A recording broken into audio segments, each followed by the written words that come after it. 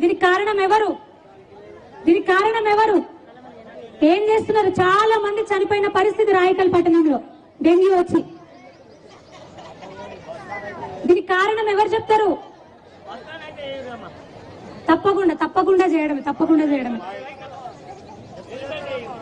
ఎక్కడైనా అభివృద్ధి కనిపిస్తా ఉందా? పబ్లిక్ టాయిలెట్లు లేవు.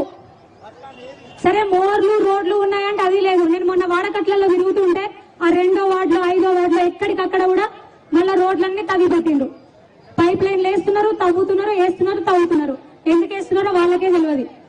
అరవింద నగర్ సహకారంతో కేంద్రం నుంచి 15 కోట్లు వచ్చినాయి. ఏమైంది వాటి పరిస్థితి? త్రాగు నీటి కోసం అమృత్ ఫండ్ కింద 15 కోట్ల రూపాయలు.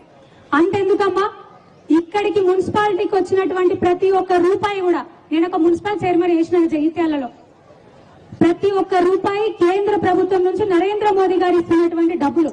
మరి మీ ఇంటి దాకా వస్తున్నాయి? అవి వస్తలేవు. ఎటు పోతున్నాయి? ఏడికి పోతున్నాయి?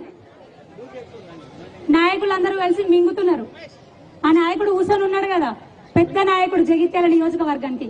ఏ పార్టీలో ఉన్నాడో కూడా ఆయనకు తెలియదు. అరే ఏ పార్టీ